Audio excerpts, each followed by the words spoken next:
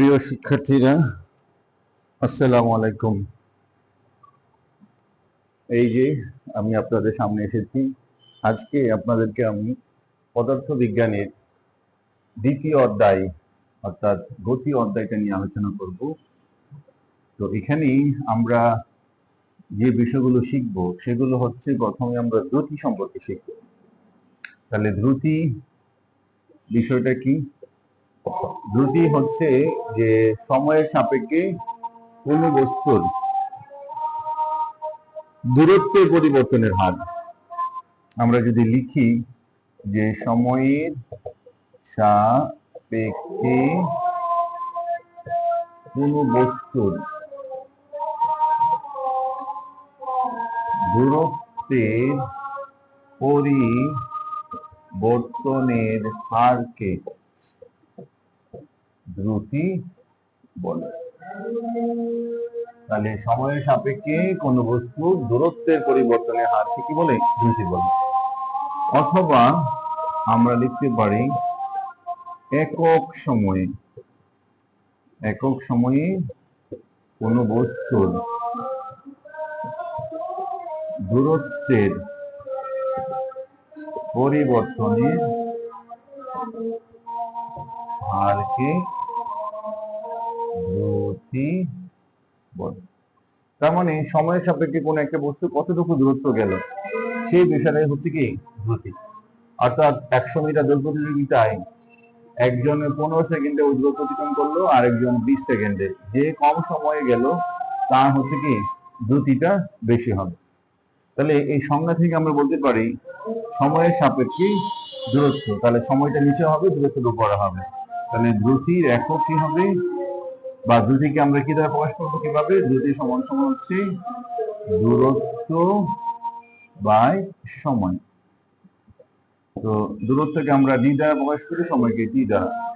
এখন তাহলে দেখো তো দ্রুতির একক কি হতে পারে? তাহলে দ্রুতির একক, দূরত্বের একক যদি মিটার, সেকেন্ডের সময়ের একক যদি সেকেন্ড, দ্রুতির একক কি মিটার পার সেকেন্ড। এবং এর মাত্রা B equal L T to the power -1, এবং এর মাত্রা হচ্ছে B equal L to the power -1। এখন দ্রুতি সম্পর্কে আমাদের আরেকটা তথ্য জেনে রাখা দরকার, যে দ্রুতির একটি স্কেলার রাশি, একটি কি স্কেলার রাশি, দ্রুতি একটি স্কেলার রাশি, মানে এর কোনো দিক নাই, এগুলো প্রকাশ করতে গেলে দিকের প্রয়োজন হয় না। তো তুলতে থাকেন।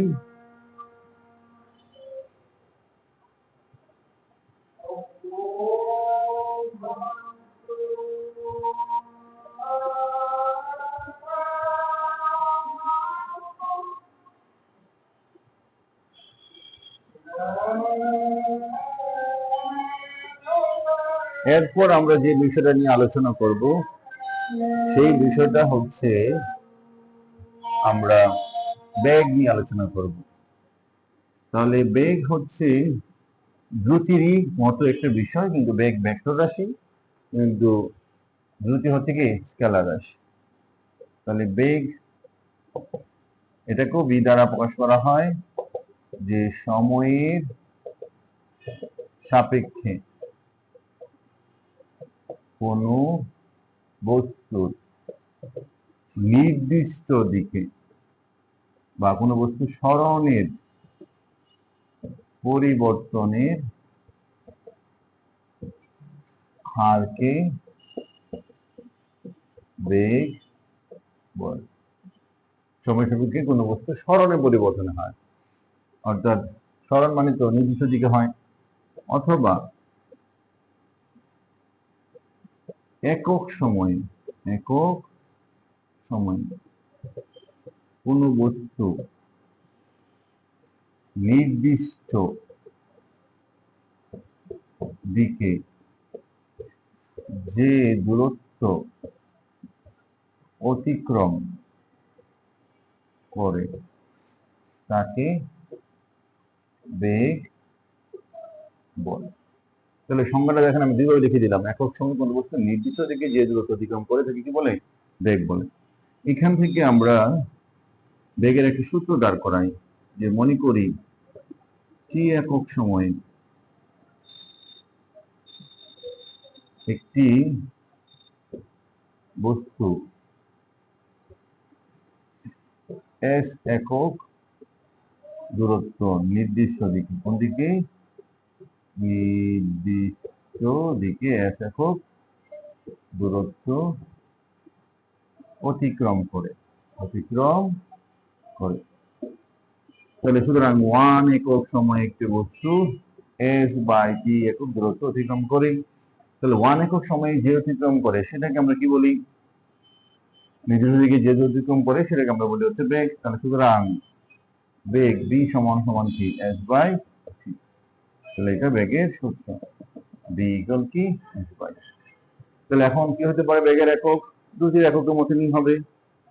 হ্যাঁ, বেগের একক হচ্ছে মিটার পার সেকেন্ড এবং এর মাত্রা n টু দি পাওয়ার -1। কারণ বেগকে প্রকাশ করতে গেলে কি লাগবে? সরণ লাগবে, আর হচ্ছে তোমার সময় লাগবে, অর্থাৎ দুইটা মৌলিক রাশি লাগে এখানে। একটা ভৌত রাশিকে প্রকাশ করার জন্য যে মৌলিক রাশিগুলোর সূচককে আমরা রাশিটি কি বলি? মাত্রা বলি। অথবা সহজ করে বললে একটা রাশিকে প্রকাশ করতে গেলে কয়টা মৌলিক রাশি প্রয়োজন হয়, সেটা আমরা যেই রাশিটা দ্বারা মানে যে সংকেত দ্বারা বুঝি সেটা কি বলি? আমরা মাত্রা। তাহলে এখন দেখেন বেগের ব্যাপারটা আশা করি সবার ক্লিয়ার হয়েছে। হ্যাঁ, যে সময় সময় কোনো বস্তুর সরণে পরিবর্তন হয়, অর্থাৎ বেগ একটা ভেক্টর রাশি। বেগ কি? একটা ভেক্টর রাশি। এবার আসেন আমরা আরেকটা গুরুত্বপূর্ণ রাশিতে চলে যাই, সেটা হচ্ছে তোমার ত্বরণ। তো ত্বরণ খুবই গুরুত্বপূর্ণ একটা রাশি। ত্বরণকে আমরা জানি এ দ্বারা প্রকাশ করা হয়, কারণ ত্বরণ ইংলিশ শব্দ এক্সিলারেশন। তাহলে সময়ের সাপেক্ষে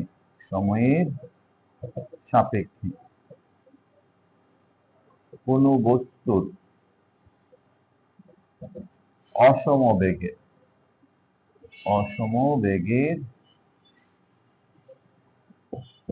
পরিবর্তনের হারকে ত্বরণ বলে। খেয়াল করো, সময়ের সাপেক্ষে কোন বস্তুর অসম বেগে পরিবর্তন হয়, অর্থাৎ বেগটা সমান হয়ে যাবে না। বেগ যদি দুটোটা সমান হয় তাহলে বেগের পরিবর্তনটা কি হয়ে যাবে? শূন্য হয়ে যাবে। আর বেগের পরিবর্তন শূন্য হলে সেখানে ত্বরণ থাকে না। এই জন্য সংখ্যাটা আমরা বলবো সময়ের সাপেক্ষে কোনো বস্তুর অসম বেগে পরিবর্তনের হারকে কি বলে? ত্বরণ বলে। এখন তোমার হচ্ছে এই সংখ্যাটা আমরা চাইলে এইভাবেও লিখতে পারি, অথবা একক সময়ে কোন বস্তুর বেগ বৃদ্ধির হারকে ত্বরণ বলে। বেগ যখন মানে বৃদ্ধি পায় সময়ের সাপেক্ষে, তখনই এটা আসলে আমরা বলি কি? ত্বরণ। তাহলে এই সংখ্যাটা আমরা এই দুইভাবে দিতে পারি। তাহলে সময়ের সাথে যদি বেগ বৃদ্ধি পায়, সময়ের সাথে সাথে কোনো বস্তু যদি বেগ বৃদ্ধি পায়, তখন আমরা তাকে ওই বস্তুর বেগ বৃদ্ধির হারটাকে আমরা বলি কি? ত্বরণ। তাহলে এই ত্বরণের জন্য একটা সূত্র দান করে আমরা মনে করি একটি বস্তুর আদিবেগ, একটি বস্তুর শুরুর দিকে বের করে, একটি বস্তুর আদিবেগ হচ্ছে ইউ। টি সময় পর বেগ হচ্ছে সমান সমান বি, যেটাকে আমরা বলি হচ্ছে শেষ বেগ। তাহলে সময়ের পরে যে বেগটা হয় সেটাকে আমরা কি বলি? শেষ বেগ। তাহলে বি বলতে এখানে শেষ বেগ বোঝানো হয়েছে। এখন তাহলে সুতরাং টি একক সময়ে বেগের পরিবর্তন, তাহলে বেগের পরিবর্তন কত হবে? বা বেগের বৃদ্ধি বলতে পারি, বি মাইনাস ইউ। তাহলে 1 একক সময়ে বেগের যে পরিবর্তন হয় সেটাই কি? B minus you by T. আর একক সময়ে যে বেগের বৃদ্ধি বা বেগের পরিবর্তন না বলে বৃদ্ধি বলাই ভালো, যে বেগ বৃদ্ধি না হলে তো আর তোমার ত্বরণ হবে না। তাহলে একক সময় বেগের পরিবর্তন হচ্ছে কি? B minus you by T. সুতরাং ত্বরণ এ সমান সমান বি মাইনাস ইউ বাই, তাহলে ত্বরণের একটা সূত্র আমরা পেয়ে গেলাম। এখন দেখো, ত্বরণ প্রকাশ করতে গেলে বেগ আর সময় লাগে, তাহলে ত্বরণের মাত্রা কি হবে? ত্বরণের একক হচ্ছে মিটার পার সেকেন্ড স্কোয়ার, কারণ উপরে বেগ, নিচে হচ্ছে কি সময়। বেগের একক হচ্ছে মিটার পার সেকেন্ড আর সময়ের একক সেকেন্ড। সেকেন্ড যখন বলতে উপরে চলে আসবে, ইনভার্স হয়ে যাবে, তখন একক মিটার পার সেকেন্ড স্কোয়ার হয়ে যাবে। তার মানে আমরা দেখলাম যে একটা বস্তু যখন বেগ বৃদ্ধি হয় সময় সাপেক্ষে, তখনই বলবো বস্তু কি হচ্ছে, ত্বরণ হচ্ছে। কি হচ্ছে? ত্বরণ হচ্ছে। ত্বরণের মাত্রা একটু পরপর তাকাতে হচ্ছে, কারণ চার্জ যদি কমে যায় তাহলে তো আওয়াজ পোষাবে না তোমাদের কাছে। ত্বরণের মাত্রা এ সমান সমান হচ্ছে L to the power minus 2, L to the power minus. তাহলে আশা করি তোমরা ত্বরণের ব্যাপারটা তোমাদের ক্লিয়ার হয়েছে। তাহলে এই যে ত্বরণের একক, ত্বরণের মাত্রা, এই বিষয়গুলো আমাদের এমসিকিউর জন্য ইম্পর্টেন্ট। ত্বরণ কি রাশি? ত্বরণ অবশ্যই একটা ভেক্টর রাশি। কি রাশি? ভেক্টর রাশি। এটা একটু লিখে রাখেন। সো এখন আমরা চলে যাই হচ্ছে মন্দনের দিকে। 1-2 সেকেন্ড সময় দিলাম, একটু তুলে নেন।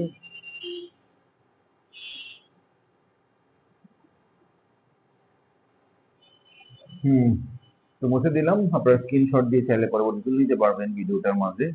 তো আমরা একটু অগ্রসর হই পরবর্তী রাশিতে, সেটা হচ্ছে মন্দন। তো মন্দন বিষয়টা হচ্ছে ঋণাত্মক ত্বরণ।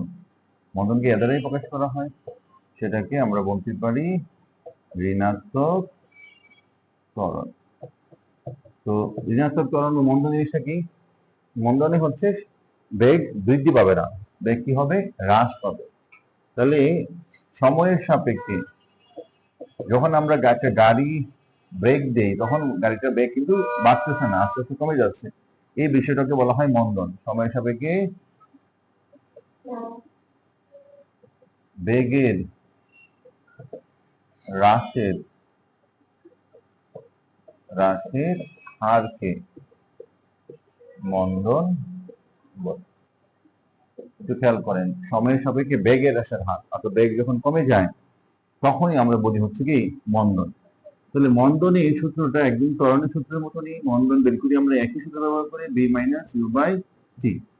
কিন্তু যেহেতু মন্দনে আদি বেগ বেশি থাকে না, বেশি থাকে, শেষ বেগ কি থাকে? শূন্য হয়ে যায়। যখন গাড়িটা থেমে যাবে তখন তো শেষ বেগ শূন্য হবেই, তখন এই মন্দনের মানটা সাধারণত ঋণাত্মক আসে। তবে আমরা যখন খাতায় লিখবো মন্দন, মানে বাংলায় মন্দন লিখলে, তখন উত্তরটা মন্দনে লেখার দরকার হয় না। তাহলে মন্দন বের করে সূত্র B minus you by T. এখন দেখো, আমরা ছোট্ট একটা অঙ্ক করি যে ত্বরণ এবং মন্দনকে ব্যবহার করে। তো মনে করি একটি বস্তু স্থির অবস্থান হতে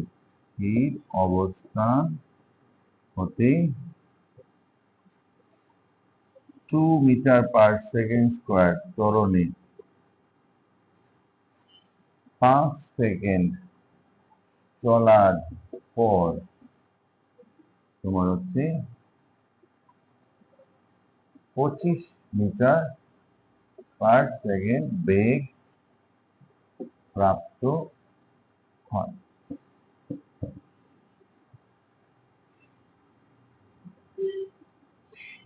এরপর গাড়িটি 5 সেকেন্ড মন্দনে চলে, বা বস্তুটি, গাড়ি তো না, বস্তুটি মন্দনে চলে থেমে যায়। 10 সেকেন্ডেই, 10 সেকেন্ড মন্দনে চলে থেমে। তাহলে একটি বস্তু স্থির অবস্থা থেকে এত মিটার ত্বরণে 5 সেকেন্ড চলার পর 25 মিটার পার সেকেন্ড বেগ প্রাপ্ত হয়। এরপর বস্তুটি 10 সেকেন্ড মন্দনে চলে থেমে যায়। তাহলে বস্তুর ত্বরণ ও মন্দন হতে, এই ছোট্ট অঙ্কটা আমরা নিশ্চয়ই নিজেরা করে নিতে পারবো খুব সহজেই। তাহলে আমরা জানি ত্বরণ সমান এ সমান সমান কি B minus you by T. তাহলে যেহেতু শুরু থেকে স্থির অবস্থানে যাত্রা শুরু করছে, তাহলে এখানে তোমার আদি বেগ হবে 0, এবং কয় সেকেন্ড পর? 5 সেকেন্ড পর। 5 সেকেন্ড পর তার বেগ, অর্থাৎ শেষ বেগ, সেটা হচ্ছে 25 মিটার/সেকেন্ড। তাহলে এই মানগুলো যদি আমরা বসাই দিই, তাহলে 25 মাইনাস হচ্ছে 0 বাই হচ্ছে 5, তাহলে 20/5। তো এখানে যেহেতু ত্বরণ বের করতেছি, তার একক কি হবে? Metre per second square. তো এখানে হবে 4 মিটার/সেকেন্ড স্কয়ার। সুতরাং ত্বরণ এর সমান সমান হচ্ছে কি 4 মিটার/সেকেন্ড স্কয়ার। একই রকম ভাবে আবার আমরা মন্দন বের করতে পারবো। মন্দন যে জিনিসটা হবে, মন্দন যদি বাংলা লিখে ফেলছি, মন্দন এর সমান সমান b minus you by T. তাহলে দেখো মন্দনের ক্ষেত্রে এখানে কি হয়, যে এখানে যখন তার বেগ 25 মিটার/সেকেন্ড বেগ প্রাপ্ত হয়, তখনই কিন্তু বস্তুটা, মানে এরপর বস্তুটি সমমন্দনে চলে। তাহলে এইটা হবে তার আদি বেগ 25 মিটার/সেকেন্ড মন্দনের ক্ষেত্রে। তার থেমে যায় যখন, যেহেতু শেষ বেগ 0, টি সমান সমান হবে কত? 10 সেকেন্ড। তাহলে শেষ বেগ 0, ইউ হচ্ছে 25, এইটা হচ্ছে 10, তাহলে ভাগ করলে হবে -1.5 মিটার/সেকেন্ড স্কয়ার। তাহলে সুতরাং মন্দন হচ্ছে 1.5 মিটার/সেকেন্ড স্কয়ার। তো মন্দন যেহেতু বাংলা লিখছি, এখানে আমরা মন্দনটা না লিখি, আবার লিখতে পারো এখানে মন্দনের ক্ষেত্রে, মন্দনের ক্ষেত্রে মন্দনে লিখলাম না, এখানে এর মানটা মাইনাসে আসলো, কিন্তু যখন মন্দন লিখবো তখন কিন্তু আর মাইনাসে লেখার দরকার নেই। তো দেখতে পেরেছো যে মন্দন এবং ত্বরণের সূত্র আমরা একটা অঙ্ক করে ফেললাম। কিছুটা হলে তোমাদের কনসেপ্ট ক্লিয়ার হয়েছে। আমরা পরবর্তীতে চলে যাব সমত্বরণ। এখন তোমাদেরকে 2-3 সেকেন্ড সময় দিলাম যেন তোমরা এটা তুলতে পারো।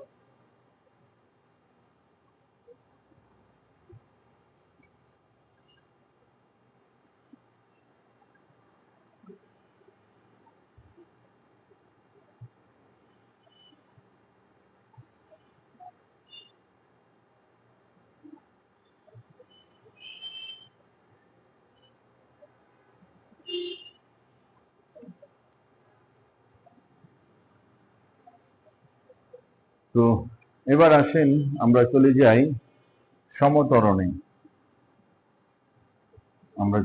সমত্বরণ। সমত্বরণ হচ্ছে যখন কোন একটা বস্তুর বেগ একই হারে বৃদ্ধি পায়, অর্থাৎ প্রতি সেকেন্ডে তার একই মান করে তার বেগের মান বৃদ্ধি পেতে থাকবে। মানে অর্থাৎ প্রথম সেকেন্ডে যদি তার বেগ 5 মিটার/সেকেন্ড হয়, পরের সেকেন্ডে তার বেগ 5 মিটার/সেকেন্ড করে বাড়বে, পরের সেকেন্ডেও সেই 5 মিটার/সেকেন্ড বাড়বে। এবং প্রতি ধাপে ধাপে তার ত্বরণটা কি থাকবে? একই রকম থাকবে। তখন সেটাকে বলি আমরা সমত্বরণ। অর্থাৎ কোনো বস্তুর বেগ যদি একই হারে বাড়তে থাকে, তাহলে ওই বস্তুর বেগ বৃদ্ধির হারকে বলা হয় সমত্বরণ।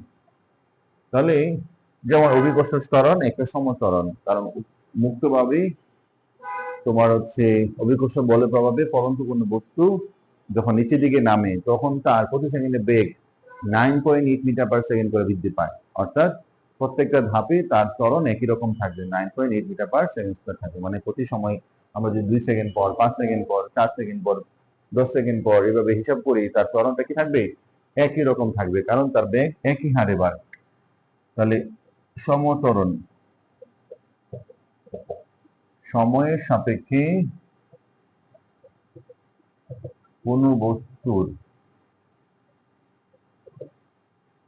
বেগ যদি একই হারে বাড়তে থাকে, সময়ের সাপেক্ষে কোন বস্তুর বেগ যদি একই হারে বাড়তে থাকে, তাহলে ওই বস্তুর বেগ বৃদ্ধির হারকে সমত্বরণ বলে। তাহলে খেয়াল করো, সময়ের সাপেক্ষে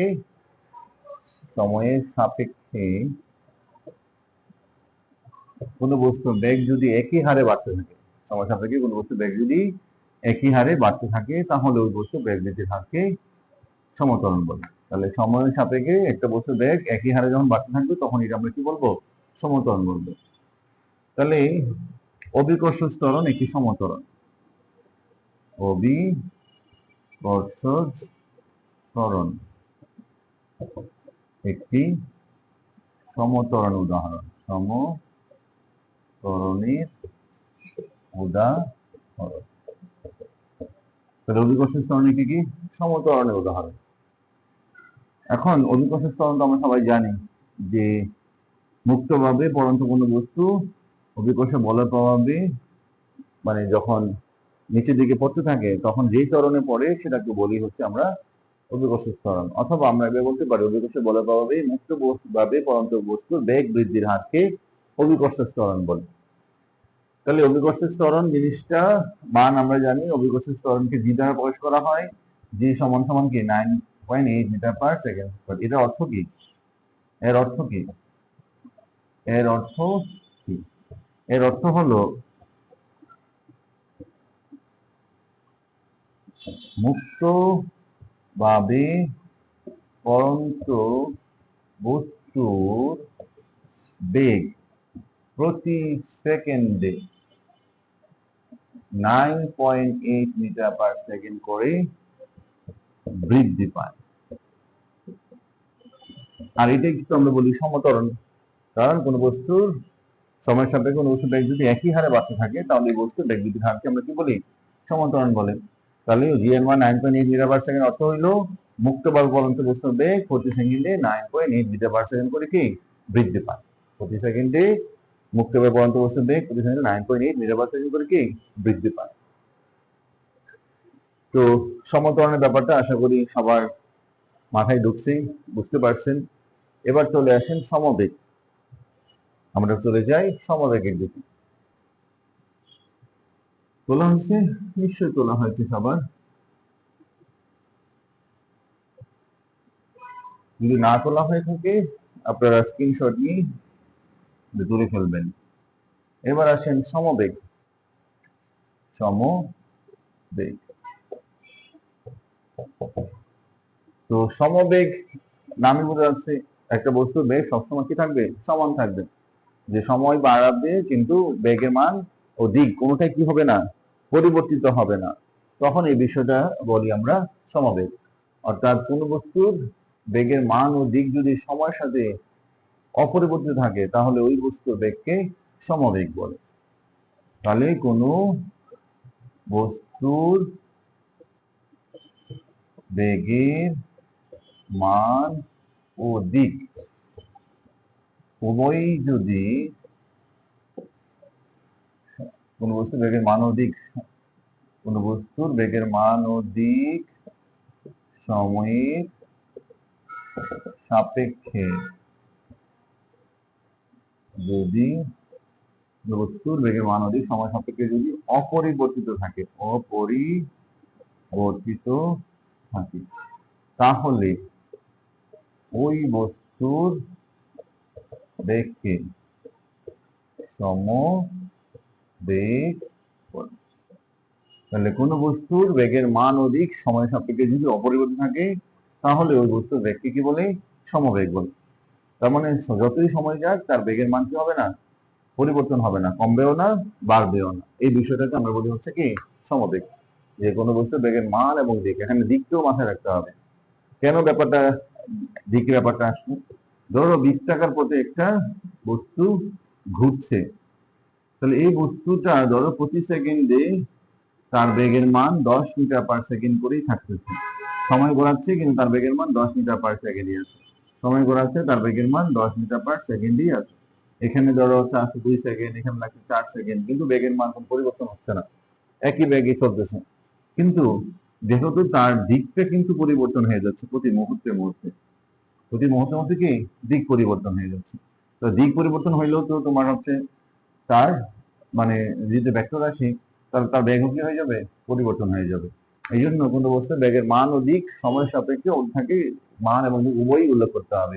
শুধু যদি মান সমান থাকে কিন্তু দিক চেঞ্জ হয়ে যায় তাহলে তার বেগ সমান আছে এটা বলা যাবে না।